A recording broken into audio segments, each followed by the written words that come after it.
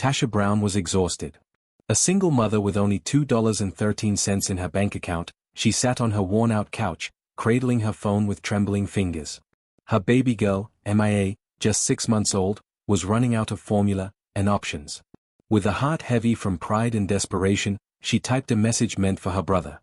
James, I hate asking again, but could you please send $40 for Mia's formula? I promise I'll pay you back Friday when I get paid. She hit send before she could second-guess herself, silently praying her daughter wouldn't go to bed hungry again. Across town, in a skyscraper that looked like it belonged to another world, 42-year-old CEO David Carter was wrapping up a long day. His phone buzzed. Expecting a business update, he opened the message, only to read a desperate plea from a stranger. I hate asking again, but could you please send me $40 for Mia's formula? David paused. The name didn't match any contacts. It was clearly a wrong number. But something about the word struck a chord deep within him. Without hesitation, he replied. I'm sorry, I think you meant to send this to someone else. I'm not James. Back in her apartment, Tasha read the response and closed her eyes in humiliation. I'm so sorry. Please ignore that, she quickly replied. Tears welled up in her eyes. Another door closed. Another reminder that she was on her own. Then, her phone buzzed again. Will your baby be okay? She hesitated. Who was this man? Why did he care? We'll manage. Sorry to bother you. But the response came back quickly. I'd like to help. No strings attached. Tasha had heard those words before, always followed by expectations. Thanks, but I don't take money from strangers. Then let me introduce myself. I'm David. Not a stranger anymore. What kind of formula does MIA need? She hesitated, torn between fear and hope. After a pause, she replied. Famcare Gentle. It's the only one that doesn't upset her stomach. What's your Venmo? He asked. Nervous but with nothing left to lose, she sent it. A second later, her phone pinged. The screen read. $400 received. Tasha stared, stunned. This is too much. I can't accept this. Think of it as peace of mind for the next few months, David wrote back. One less thing to worry about.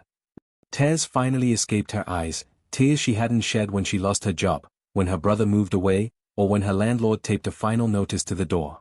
But this kindness, from a complete stranger, broke the dam. Thank you. You're welcome, Tasha. Take care of MIA. She froze. She had never told him Mia's name. The next morning, her phone buzzed again. Hope you and MIA had a restful night. I have a job opportunity for you.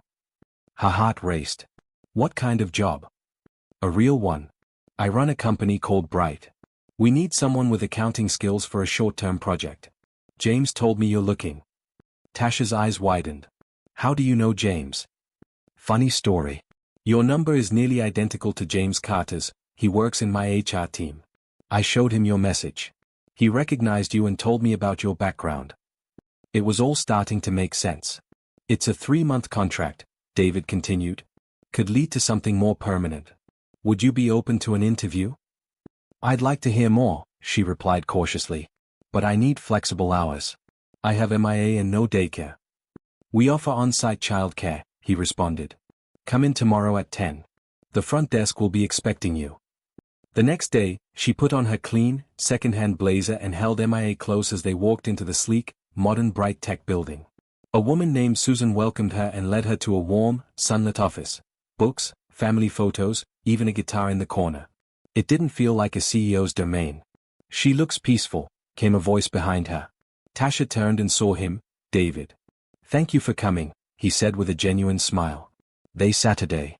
I don't usually send money to strangers, he admitted. And I don't usually take it, she replied, both chuckling softly. He grew quiet. Yesterday marked 3 years since I lost my daughter. She was 8. Cancer. When I got your message, it felt like a sign. Tasha's heart softened. He handed her documents. The job is real. We need someone we can trust to review our financial records ahead of a major merger. She glanced at the numbers. This pays more than my last job. Because you're worth it. Tasha began Monday. Her temporary office was next to David's. MIA had a crib and toys. Susan brought her coffee daily. Tasha dove into the numbers, and something didn't sit right. These figures are off. David leaned over the desk. How bad is it? Roughly $3 million over the past 18 months. Keep it quiet, he said. Prepare a full report. And trust no one. Soon after, the CFO, Vincent Harmon, paid her a visit with a forced smile. Just checking in. This company ran fine before you. It'll run fine after. That evening, Tasha received a call from a detective. We need to speak with you regarding irregularities at Bright. She told David immediately. It's happening faster than I thought, he muttered. I've been working with the FBI. Vincent's behind this. But I needed someone honest, outside the system. That's why I chose you. You used me, she said, voice trembling. And gave you a real job, he replied softly. Before she could answer, Susan burst in. Police are here. They're accusing both of you. Take Tasha and MIA to the safe house. Now. Hours passed. Then, a new message. Are you safe? Who is this? David. The FBI is ready. Will you help us finish this? Tasha looked at MIA. She could run. But she didn't. I'm in. At the board meeting the next day, Vincent accused David and Tasha of theft. David remained calm. Let's hear another version of the story.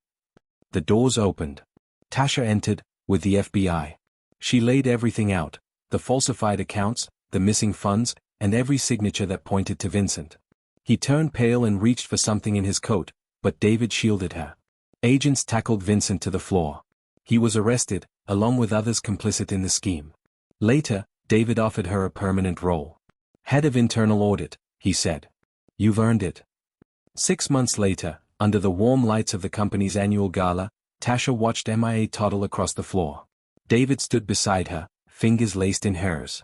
A delicate ring sparkled on her finger. From a misdialed message came something no one expected. A future filled with dignity, purpose, love. All because the wrong number turned out to be the right one.